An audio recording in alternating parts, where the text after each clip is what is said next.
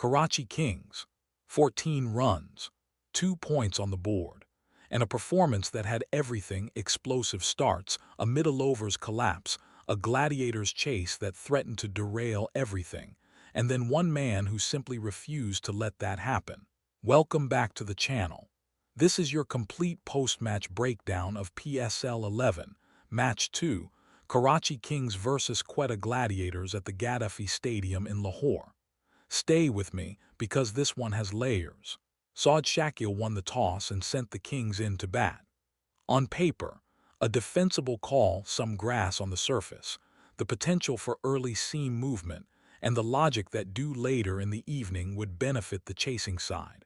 Shamyl said as much at the toss.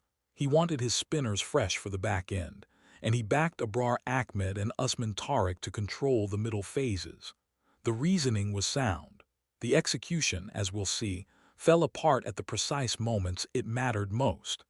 David Warner and Mohamed Wasim strode out to open for the Kings, and Alzari Joseph wasted absolutely no time. First over, Wasim goes a tad full shape away, toe end high in the sky, and Roscoe gobbles it up at mid-on.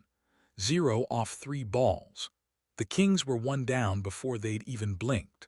But here's where David Warner showed exactly why Karachi made him captain. He walked to the crease standing a few steps outside it, neutralizing the seam movement before the ball could talk to the pitch. And in the very next over, he hit 4 consecutive boundaries off Joseph. The dropped catch by Daniel at deep mid-wicket on ball 3 of that over, a genuine opportunity, only added to Warner's momentum rather than halting it. Warner ended with 35 off 22, a strike rate of 159, and he gave the Kings the platform they desperately needed after that early blow. Salman Agha was brief but brilliant, 22 off 10 balls at a strike rate of 220, before Daniel's DRS brilliance removed him LBW in the 3rd over. 3 boundaries and a 6 in that short stay told you the Kings were not going to be intimidated. Saad Beg then came in and played some genuinely lovely strokes. The cover drives in the 4th over off Curran were exquisite, textbook, high-elbow stuff.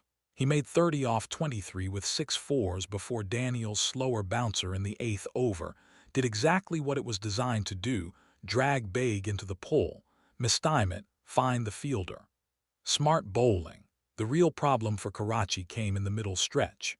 Between overs 10 and 13, Warner's wicket to Abrar's slower ball, a gift, frankly, a paddle sweep played far too early, and then Azam Khan's dismissal to Tariq's carom ball. The Kings went from 98 for 3 to 100 and 8 for 5 in the space of 2 overs. 13 runs in 4 overs. The scoring rate was strangled. Abrar and Tariq had found the surface, found their lengths, and the Kings' batters were making poor decisions under pressure. When Moeen Ali walked in at number 6, the Kings were genuinely at risk of falling 20 or 25 runs short. What happened next is why he's wearing the Player of the Match medal. More on that in a moment. The final total, 181 for 7, was slightly above par for this surface. Really, Roscoe himself said pre-innings it was a 182 wicket, and he wasn't wrong. Credit to Daniel, who was superb all night. 3 wickets for 36 from 4 overs, and crucially he was the one Shamyl trusted with the final over in a high-pressure moment. Joseph took 2 for 32, brisk and threatening throughout. Abrar and Tariq each claimed 1, and it was their combined stranglehold in the middle overs that almost put Quetta in the driving seat before the innings even ended. Now, the chase. Shamyl Hussain and Shamyl walked out, and from ball 1 it was clear the Gladiators had a plan: attack the pace, take the power play apart, and let the target shrink before the spinners came on.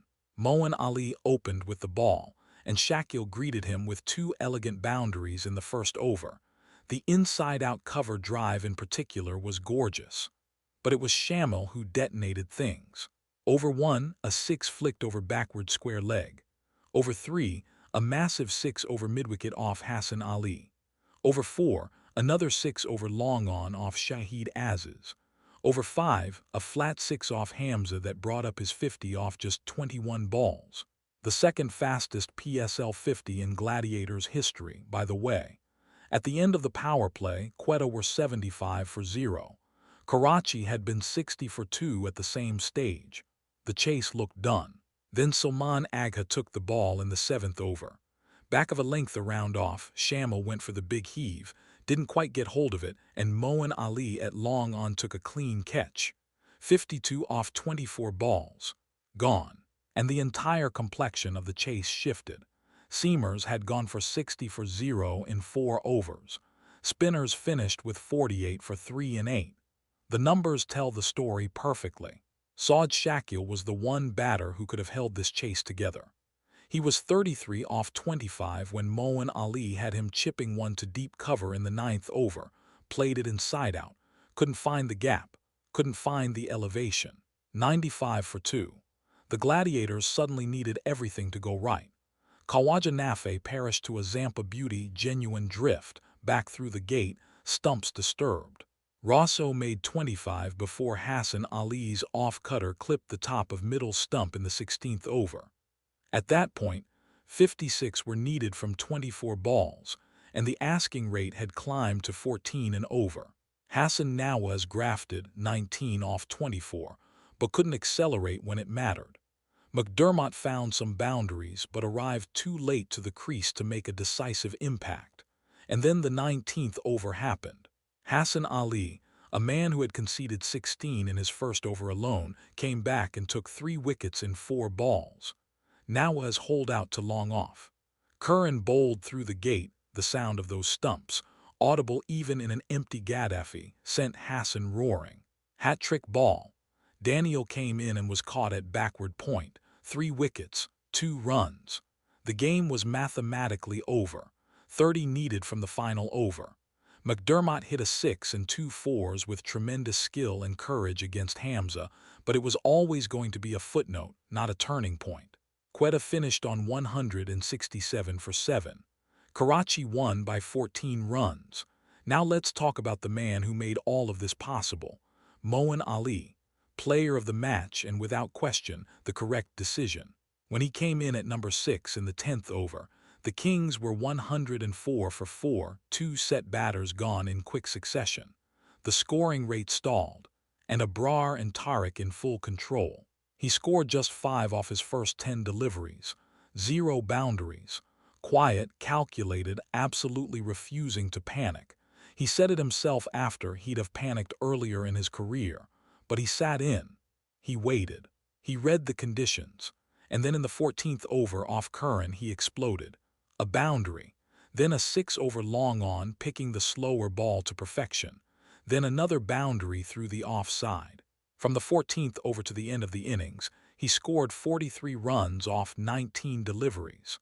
The last 5 overs of the innings went for 70 runs, and Moeen was the engine of every one of them.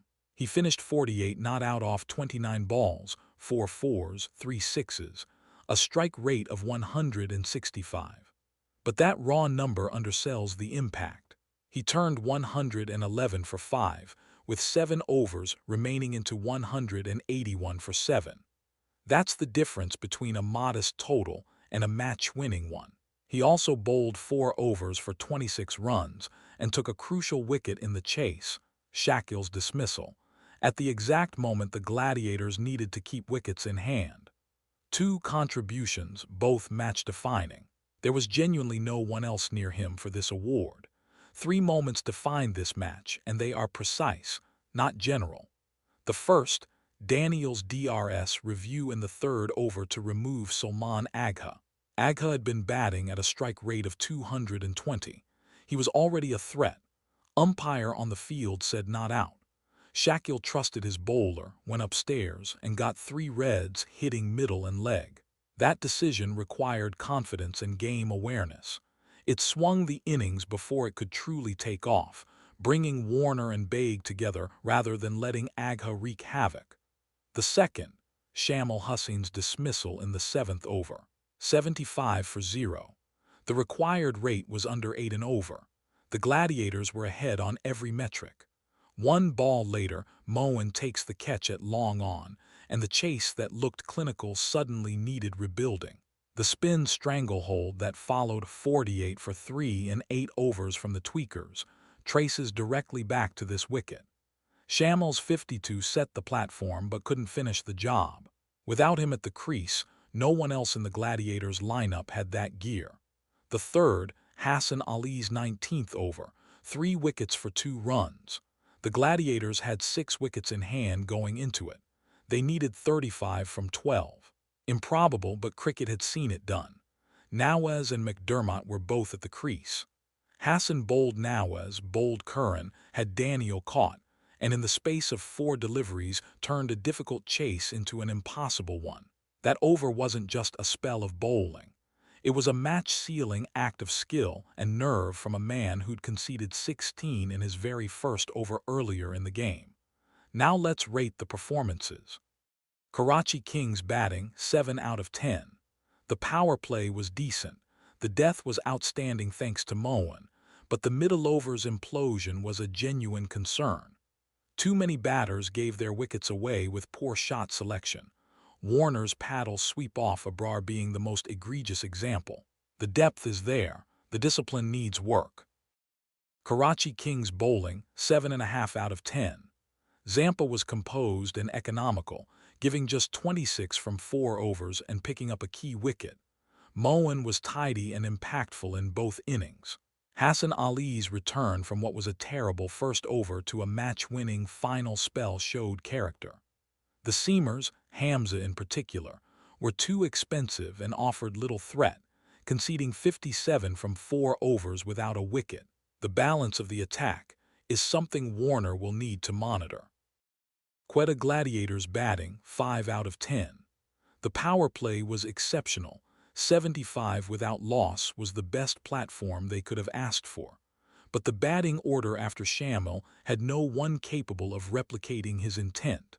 Rosso made 25, Shamyl made 33, but both got out at momentum-killing moments. The lack of a genuine finisher, someone who could bat like Moeen did for Karachi, was brutally exposed in the final 4 overs. Quetta Gladiators bowling 6 out of 10. Daniel was very good, Joseph was lively.